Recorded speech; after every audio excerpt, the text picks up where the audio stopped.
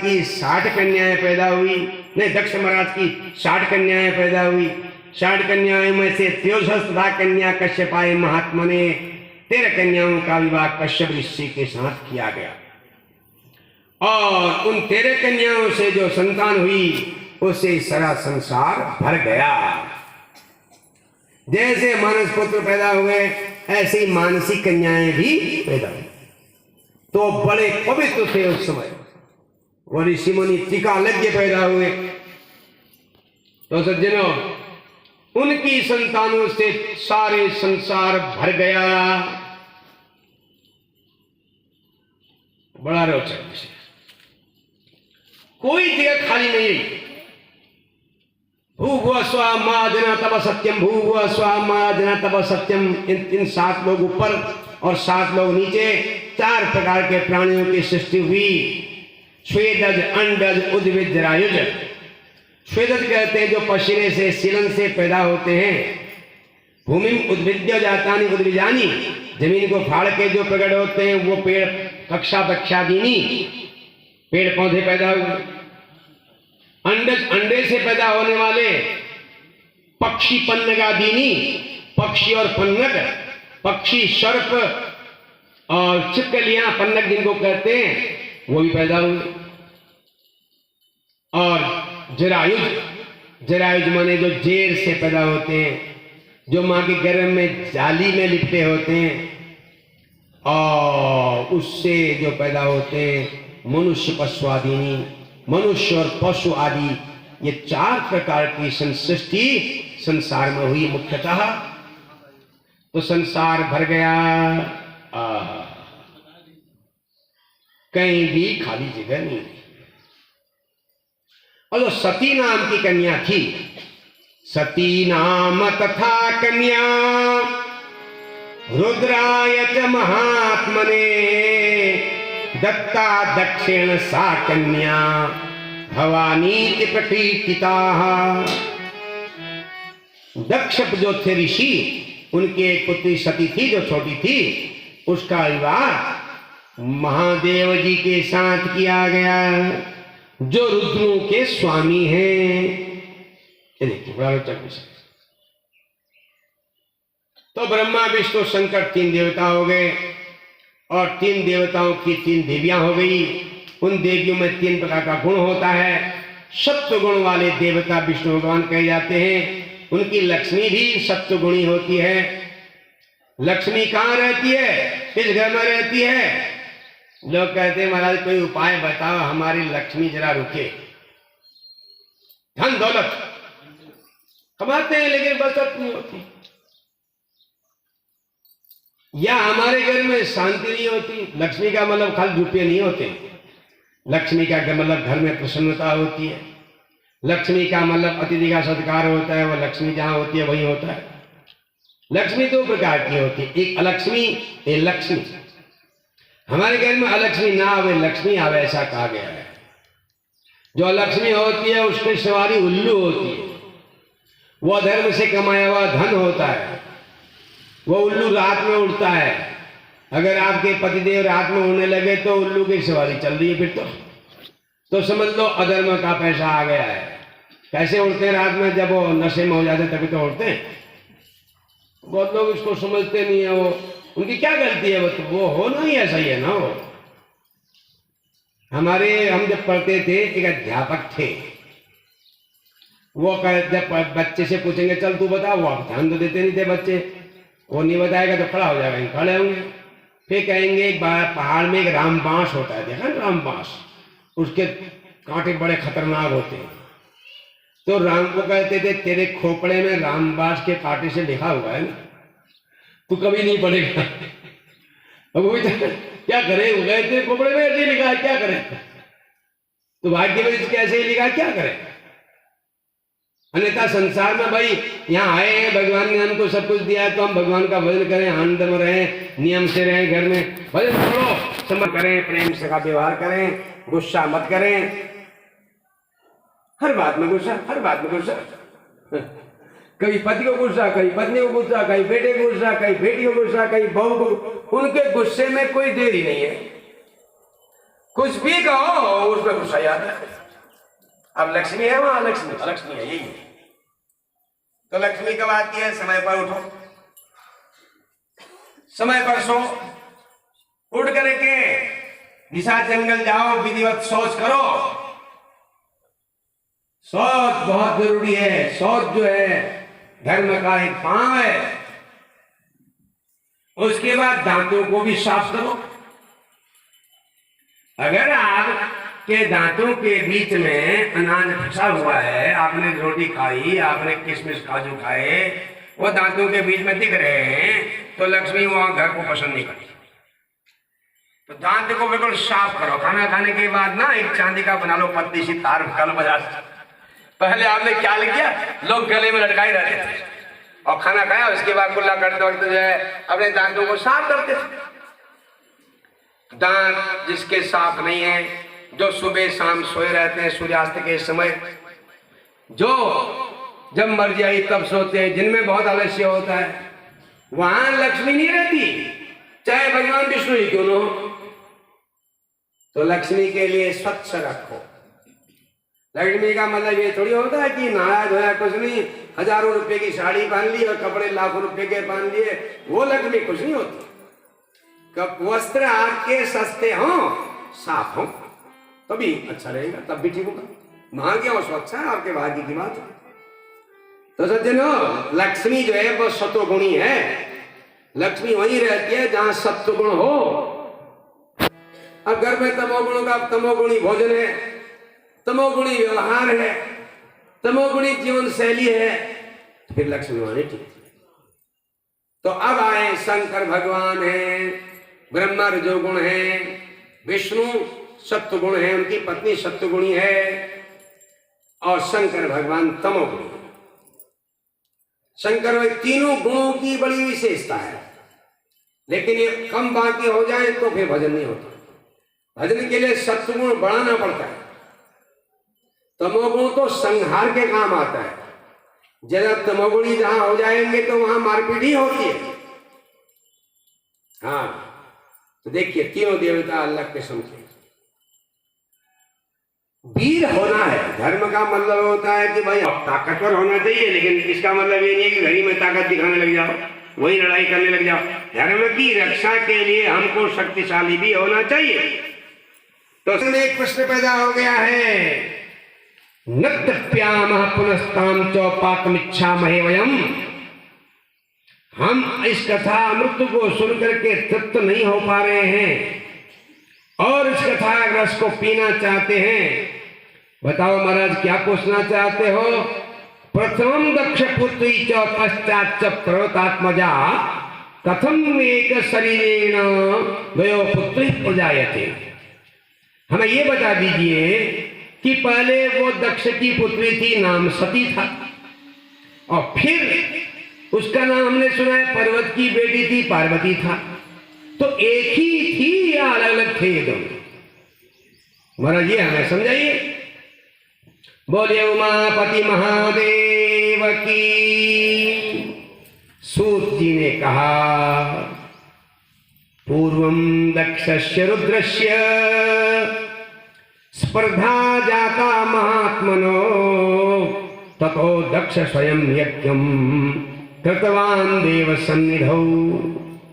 पुरानी बात बता रहे हैं। दक्ष प्रजापति का अपने जामाता, अपने जवाई शंकर भगवान के साथ स्पर्धा हो गई, आपस में मनमुटाव भी हो गया। फिर जो है दक्ष प्रजापति ने महादेव जी का अपमान करने के लिए हिमालय पहाड़ के नजदीक में हरिद्वार में कनखल में बहुत बड़ा यज्ञ करवाया, लेकिन अपनी पुत्री अपने जवाई को उस यज्ञ में नहीं बुलाया। देखिए यहां तो संक्षेप में बता रहे हैं हमारे लंबी श्रीमद् भागवत में भी एक कथा आती। ततो देवी सती नामनी पित्रा ना कारिता यदा। सती को या शंकर भगवान को कहिए दक्ष प्रजापति ने निमंत्रण नहीं दिया, क्योंकि वो उनसे नाराज हो गए थे। अब नाराजगी का कारण क्या था आपको हम संक्षेप में बता देते हैं। जैसे हमारे यहाँ आजकल अलग अलग पद होते हैं ना, कोई कोई यहाँ पर क्या होता है, ये अलग अलग 4-5 गलियों के एक होते हैं, क्या बोलते हैं उसको, पार्षद, पार्षद होते हैं ना। उसके बाद जो होते हैं फिर एक बड़े होते हैं वो निगम के, क्या होते हैं वो, मेयर अंग्रेजी में बोलते हैं, चलो ठीक है तो वो भी हुए। उसके बाद ये तो यहाँ के होते हैं। फिर उसके बाद क्षेत्र के विधायक भी होते हैं, गांव में ग्राम प्रधान होते हैं, उनके पंच होते हैं, सरपंच होते हैं न्यायपालिका में, क्षेत्र में। फिर जो है विधायक के बाद फिर जो है राज्य में सरकार होती है, वहाँ मंत्री होते हैं, वहाँ मुख्यमंत्री होते हैं, राज्यपाल होते हैं। फिर केंद्र के लिए आपके सांसद होते हैं। फिर उसके बाद उनमें कोई मंत्री बनते हैं, कोई प्रधानमंत्री बनते हैं। ये इस प्रकार से सरकार बनती है। और फिर यहाँ शासन और प्रशासन दो चीज होते हैं। एक तरफ तो ये छड़े हुए नेता होते हैं जो देश चलाते हैं, दूसरी तरफ आगे जो शासन प्रशासन चलाने वाले लोग हैं, अधिकारी होते हैं। ऐसे ही देवताओं में भी होता है, संसार की व्यवस्था के लिए। ये मत समझे कि ये देश संसार ऐसे हमारे हिसाब चल रहा होगा। ये सूर्य चंद्रमा जिसके इशारे पर काम करते हैं, ये संसार जिसकी शक्ति से, आकर्षण से एक दूसरे को पर टिके हुए हैं, वो ईश्वरी शक्ति। तो देवताओं के यहाँ पर एक प्रजापति पद होता है। दक्ष जो थे उनको प्रजापति बना दिया गया, संसार की व्यवस्था देखने वाला। तो दक्ष जब प्रजापति बने तो थोड़ा सा उनको मद हो गया। मद जानते, थोड़ा अहंकार हो गया। प्रभुता पाई काहू मद नाही। तुलसीदास जी कहते हैं जब पद मिल गया तो मद आ ही जाता है। अब क्या था, तो उन्होंने बहुत जगह वर्णन आता है, जहां आप कुंभ में गए थे उस कुंभ वाले स्थान पर ही पहला यज्ञ किया था। उस यज्ञ में सारे देवता आमंत्रित थे। हाँ, धरती में तो सभी देवता जब आए थे तो उसमें शंकर भगवान भी आमंत्रित थे। लेकिन शंकर भगवान हर समय भगवान का ही ध्यान करते थे, अपने आराध्य का। वो ध्यान मग्न रहते थे हर समय अपने ध्यान में। तो वहां दक्ष प्रजापति आने वाले हैं, ब्रह्मा जी आने वाले हैं। तो ब्रह्मा जी सबसे श्रेष्ठ होंगे, फिर दक्ष प्रजापति का पद होगा। भाई जब बड़े लोग आते हैं तो उनको स्वागत करने के लिए खड़ा हो जाना चाहिए, बैठ नहीं रहना चाहिए, शास्त्र कहता है। तो शंकर भगवान ने देखा अभी तो ससुर जी के आने में समय है, प्रजापति के आने में, तब तक हम ध्यान कर लेते हैं अपना। वो तो आंख मूंद करके ध्यान बैठ गए। और इस बीच में दक्ष प्रजापति आ गए और शंकर भगवान ध्यान नहीं बैठे थे। तो दक्ष प्रजापति को आते देख करके सब लोग अपनी जगह पर खड़े। ये शिष्टाचार का नियम है। जब कोई सियाना आता है या श्रेष्ठ आता है और आप अपने घर में बैठे और आप बिस्तर में लेटे लेटे कहें आओ आओ आओ आओ, ये अशिष्टता है। अब कोई छोटा बच्चा आ रहा है सो अच्छा है, आपका बेटा आ रहा है तो चलेगा। लेकिन कोई बाहर से कोई अतिथि आ गया, कोई ऐसा आदमी आ गया, समझदार सभ्य आदमी आ गया, तो उसके लिए आपको अपने उससे उठ जाना चाहिए और उसका स्वागत करने के लिए आगे बढ़ना चाहिए। जब वो बैठ जाए अपने आसन पर तब आपको बैठना चाहिए, ये नियम है। तो दक्ष प्रजापति आ गए, सब देवता खड़े हो गए हाथ जोड़ करके। अब ऊंचे में थे, उन्होंने देखा सब तो खड़े हो रहे, मेरा जवाई जो है वो बैठा हुआ है आंख बूझ कर। अब आप ही सोचो आपके सामने भी अगर ऐसा हो जाए कि सबके बीच में सब लोग खड़े होकर आपको प्रणाम करें, जवाई हिलेगी नहीं तो हाथ की तो आपको तो क्रोध आ ही जाएगा ना। तो देखो सब लोग मेरा स्वागत कर रहे हैं, मेरा आदर कर रहे हैं, लेकिन मेरा जवाई जो है आंख मूंद के बैठा। लेकिन ससुर को भी थोड़ा धैर्य रखना चाहिए। शंकर भगवान ध्यान में बैठे हैं तो वो ये भी सोच सकते थे कि मेरे जवाई का ध्यान खुल जाएगा फिर प्रणाम करेगा, लेकिन वो नहीं हुआ। उनको क्रोध आ गया। उन्होंने तो बहुत सारी ऐसी गालियां बकती, गालियां ही कहेंगे उसको। कहा ये शिबुआ जो है ना, ये इसको मैंने ब्रह्मा के कहने पर अपनी बेटी दे दी। बताओ मेरी बेटी के आंखें कितनी सुंदर है, हिरणी की जैसी। इसकी आंखें देखो 3 आंखें और टेढ़ा शरीर है। बताओ कितनी सुंदर मेरी बेटी सती, और ये चिता भस्म लगा के बैठा है। अब सब लोग नहा धो के साफ सुथरे बन के आए, एक जगह जूट लेकर के मेला कुचेला, अब खड़ा भी नहीं हो रहा। अब ईर्षा हो गई ना, चिढ़ गए ना, चिढ़ जब चिढ़ जाओ जब चिढ़ जाए, पति पत्नी में भी हो जाता है ऐसा। तो अगर पति ज्यादा चिढ़ जाएगा, वो कहेगा तेरे पिता ने ऐसे सिखाया तेरे को, तेरी माँ ने कुछ नहीं सिखाया, वैसे हो जाता है। चिढ़ गए तो दूसरी कमी में दिखने लगती है। तो हमने कहा ये शिवुए को मैंने अपनी बेटी दे दी है, शिव शिव नाम रखा। कोई क्या नाम रखा है? शिव है तो ये नहीं है शिव। शिव का नाम तो मंगल होता है, ये मंगल तो है नहीं। देखो कैसे सोचते, गाली गलौज करने लगे। शंकर भगवान के गण नंदी को भी नाराजी हो गई। उन्होंने कहा देखो जरा बहुत बोलते हो तुम बकरे की तरह, तुम्हारा शरीर बकरे का ही हो जाएगा, जाओ।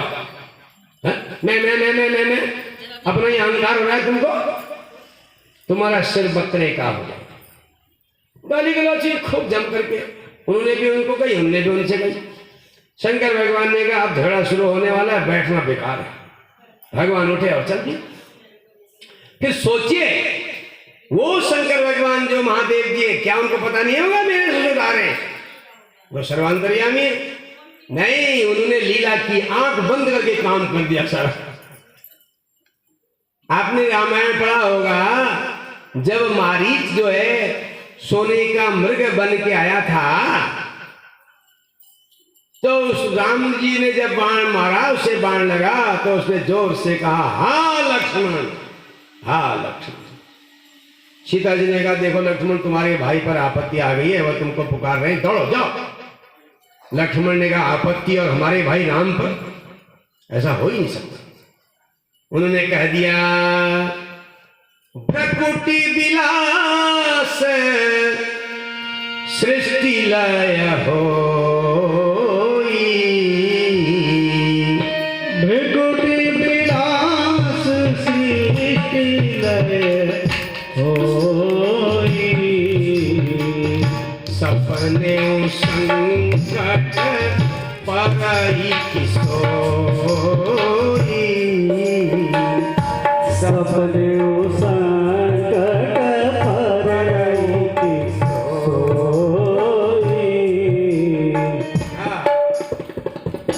जिनकी भौंक के हिलने मात्र से, भौंक के विलास से सृष्टि लय हो सकती है, संसार में प्रलय हो सकता है, उनके भौंके विलास, उनके भौंके हिलने से।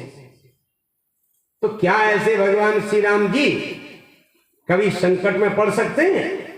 अर्थात कभी संकट में नहीं पड़ सकते। मां आप बिल्कुल चिंता मत करें। तो यहां शंकर भगवान ने भी आंख बंद करके खेल कर दिया। दक्ष प्रजापति समझ नहीं पाए। शंकर भगवान जान गए थे इस ससुरे को बड़ा घमंड हो गया है पद मिलने से, इसको बड़ा मद हो गया है, इसलिए इसका मद जो है कम करना पड़ेगा। एक कथा सुनने को आती है कि भगवान का भोजन क्या है, भगवान क्या खाते हैं। आप उन्हें पहले भी सुनिए। भगवान कहाँ रहते, भगवान कब हंसते, भगवान क्या खाते और भगवान क्या करते, सुनने में बड़ा सरस है।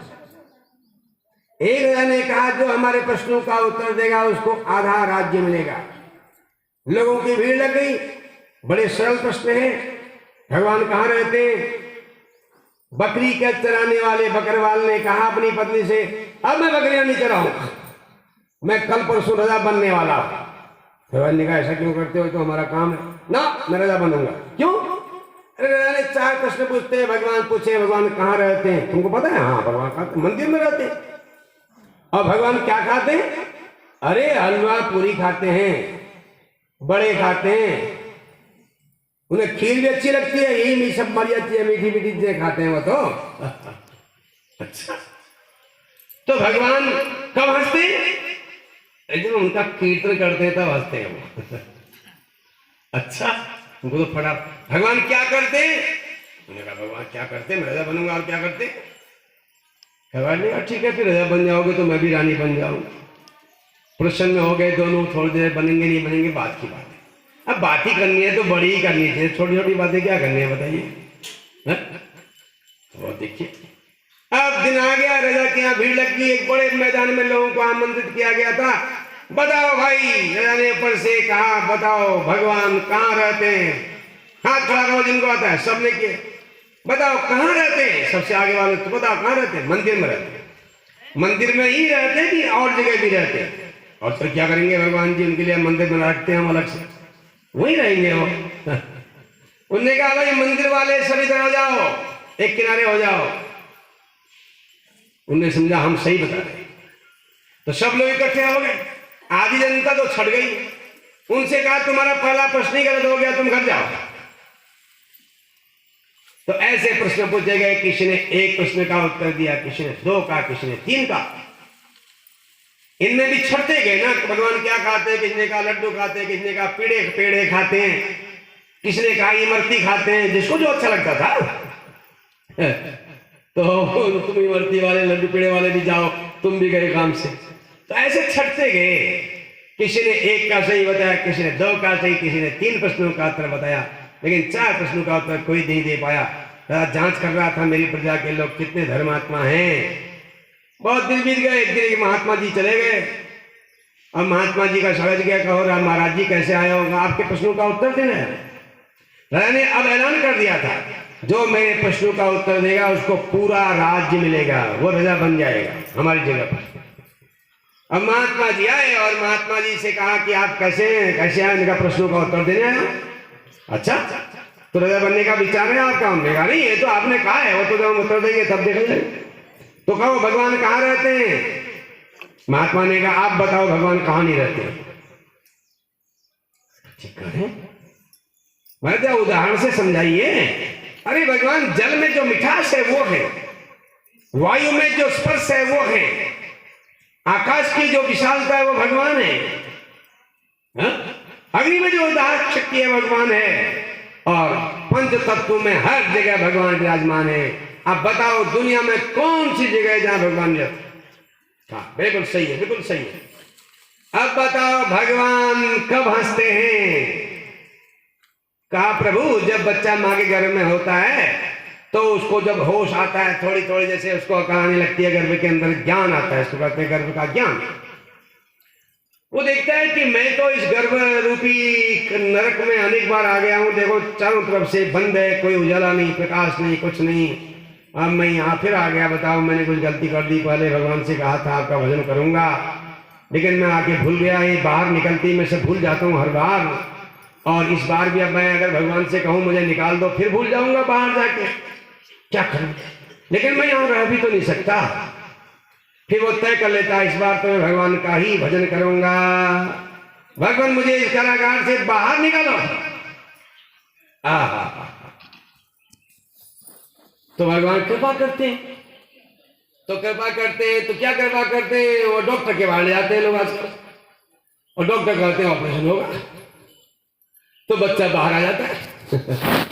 चिड़ियों का कोई ऑपरेशन नहीं करता, इनको कोई इंजेक्शन नहीं लगता, कोई टिटनस का इंजेक्शन नहीं, कोई दवाई नहीं, कुछ नहीं। और हमारी पढ़ी लिखी देवियों को ये सिखा देते हैं कि भाई तुमको ये गोली खानी है, वो गोली खानी है, ऐसे करना। अरे ये तो प्रकृति का नियम है, ये तो अपने आप पैदा होते हैं ना। तो पहले कैसे हुए? अब तो 1-2 बच्चे, अरे कि पंडित जी हमें नहीं चाहिए बच्चे, हम गोद दे देते हैं अपने से। गोद देंगे कैसा रहेगा? अब हम क्या करें, गोद देने वाले वो हैं, मैं क्या करूंगा? तुम करो, पता मुझे क्या मतलब इस बात। आप गोद लो मत लो, आपकी मर्जी, भाई मुझसे क्यों पूछ रहे हो आप? तो देख रहे हैं आप, तो ऐसा है धीरे धीरे। तो पहले इतने बच्चे होते थे, 15, 20, 22 होते थे। हम खुद भी 7 भाई हैं, 2 बहनें हैं, 2 बहनें स्वर्ग चली गई। वो जो होते हैं ना ददुरे होते, ददुरे छोटी माता से बस, उसकी वजह से एक बहन चली गई। एक बहन कुछ ही समय में किसी कारण से चली, तो कितने हो गए? 11 बच्चे। हमारी माँ अब 90 वर्ष की होने वाली है। अभी आप जवान को उसके सामने बैठा होगे तो आपको लगेगा वो जवान है, ये बूढ़े। अब जब ऐसा था तो फिर कैसे हुआ? और हर बच्चे में मुझे याद है जब मेरे भाई पैदा हुए तो सबसे बड़ा मैं हूं ना, तो मुझे अपने, मेरा सबसे छोटा भाई मेरे बेटे से 1.5 साल बड़ा है। देखिए, अब देखिए, अब जो है हर भाई के जन्म होते ही गोट से गाय भी चिल्लाती थी, भैंस भी, दूध निकालने के लिए। देर हो गई तो मेरी मां 5 से 7 लीटर दूध नाल कटने के बाद निकाल के लाती एक बार में। सोचो कौन मानेगा सच? अरे पागल आदमी, बेकार की बातें कब कर रहे हैं? तो ये मेरे सामने की कहानी है, हमारे सामने हमने देखा है। हर भाई के बहन के जन्म के उपरांत ऐसा हुआ है। तो विचार कीजिए, हम धीरे धीरे कहां को जा रहे हैं। अब हमारी सामर्थ्य इतनी भी नहीं है कि हम एक बच्चे को पैदा करने का दर्द सहन कर सके। अब हमने वह कष्ट को झेला ही नहीं जो बच्चे को जन्म देने का होता है। यहां पर बूढ़ी माताएं बैठी हैं, उनको पता है सब। तो बच्चे के जन्म का कष्ट हुआ ही नहीं तो बाद में उसका हिसाब बिल देना पड़ता है। बिल होटल में खाओगे, बिल देना पड़ता है, नहीं पता। अब आपको प्रकृति के नियम के अनुसार बच्चे का जन्म होना चाहिए था। अब मेरे हिसाब से मत चलना, अभी कोई आप रिकॉर्ड कर रखेगा, ये पंडित ऐसे कर रहा है, वहां कर रहा है, तो अपने हिसाब से ही करना। मैं तो यहाँ की बात बता रहा हूं। तो उसमें जो है वो बिल बाद में आता है। फिर कब? जब बेटे की शादी हो जाती है, घने-कुटी हो जाती है ना, उसके बाद फिर धीरे धीरे बिल आना शुरू होता है। और लोग हमसे कहते हैं, पंडित जब से हमारा बेटा शादी हुई है बिगड़ गया। कैसे बिगड़ा? मैंने कहा भाई तुम्हारा बिल है, तुमने आराम किया जिंदगी में? आराम किया अभी तक। तो फिर निकल रहा है हिसाब किताब। काम नहीं करोगे, थोड़ा दर्द सहन नहीं करोगे, थोड़ा कष्ट सहन नहीं करोगे, अपने सुख के लिए दूसरे को परेशान करते रहोगे, तो उसका हिसाब बहू आने के बाद मिलेगा। ताली बजा। ये महत्वपूर्ण बात है कि नहीं, बताइए। हमको अपना हिसाब मिलता है। तो देखिए, बड़ा रोचक कथा चल रही थी। तो दक्ष प्रजापति के आगे शंकर भगवान के साथ मनमुटाव हो गया। हमारे शास्त्र में कहा है अपने जवाई के साथ मनमुटाव नहीं करना चाहिए। जवाई को पीपल की तरफ पूजा जाता है और उसके साथ ही मनमुटाव हो गया। और वो भी महादेव जी को कोई फर्क नहीं पड़ा, वो नाराज नहीं हुए, उनके लिए सब बराबर है, सब अच्छे हैं उनके लिए। उन्हें कुछ नहीं कहा, अपनी घरवाली को भी नहीं बताया। अब ससुराल की बातें अपनी घरवाली को बताना अच्छा नहीं है। तेरे बाप ने ऐसा किया तो घरवाली को बुरा लगेगा ना। कोई भी पढ़ा लिखा आदमी ऐसा तो नहीं कहेगा तेरे माइक पे गया था, वहां तेरे बाप ने ऐसा किया वैसा किया। वो बाप ने गड़बड़ भी की तो सहन कर लेता, क्या करे, अब चुप ही रहना अच्छा। तो शंकर भगवान ने अपनी देवी सती को ये बातें नहीं बताई। शास्त्र कहते चलो एक भजन करो, बहुत देर हो गई है। जिस भजन में राम का नाम न हो, उस भजन को गाना ना चाहिए। इस भजन में राम का नाम न हो, उस भजन को गाना। जिस राग में राम का नाम न हो, उस राग को गाना ना चाहिए। जिस राग में राम का नाम न हो, उस राग को गाना चाहिए। उस राग को गाना चाहिए, उस राग को गाना ना चाहिए। उस राग को गाना ना चाहिए। उस राग को गाना ना चाहिए।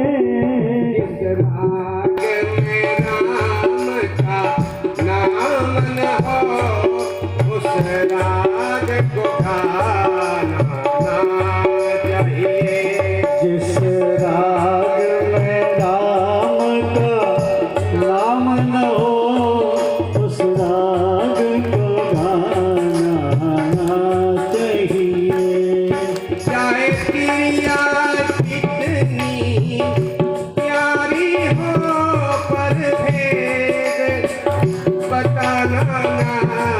चाहिए। चाहे प्रिया कितनी प्यारे, चाहे भाई कितना दुश्मन हो, पर भेद छुपाना ना चाहिए। चाहे भाई कितना दुश्मन हो, पर भेद छुपाना ना चाहिए। ओ जिस राग में राम का नाम न हो, उस राग को गाना ना चाहिए। जिस राग में राम का नाम न हो, उस राग को गाना चाहिए। उस राग को गाना चाहिए। उस राग को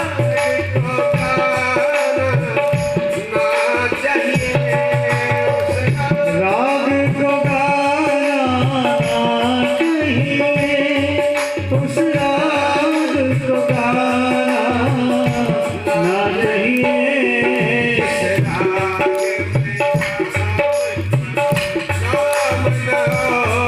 उस राग को गाना ना चाहिए। जिस राग में राम का नाम न हो, उस राग को गाना ना चाहिए।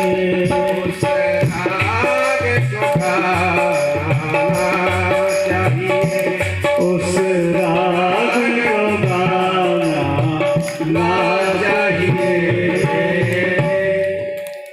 ये जो भजन हमने गाया था, ये शिव जी की कथा से मिलता भजन है। उन्होंने अपनी पत्नी की सती को नहीं बताई ये बात, क्योंकि स्त्री आपसे कितना ही प्रेम करती हो, या आपकी पत्नी आपके लिए कितनी ही प्यारी हो, पर भेद नहीं बदलना। अब भेद क्या हुआ भाई? भेद क्या है? यही ऐसी बातें हैं ना। और जब झगड़ा हुआ, उधर झगड़ा हुआ, पत्नी को बता दिया, और वहां ऑफिस में झगड़ा हुआ, घर आके पत्नी को बता दिया, और रास्ते में किसी रिक्शे वाले से झगड़ा हो गया, बता दिया। उसका तो दिमाग बहुत खराब हो जाएगा, उसका दिमाग सुकोमल होता है। हाँ, ये है भेद। भेद और क्या होता है बताइए? अब तो भेद गुजरा ही नहीं।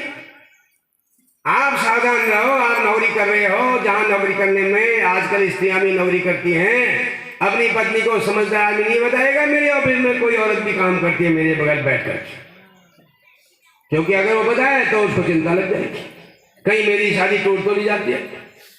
ये होता है, क्योंकि उनका सोच, उनका दिमाग सुकोमल होता है। चिंता पुरुष से कई गुना अधिक स्त्रियों में होती है। हाँ, स्त्रियों के पास पुरुषों से बहुत चीजें भिन्न भिन्न होती हैं। उन्हें पुरुषों से अधिक भोजन प्रिय होता है। तो इसलिए विभिन्न प्रकार के भोजन देवियां तो बनाती हैं, ये मत समझना हमारे हल्द्वानी में ही बनाती हैं, सारी दुनिया बनाती है।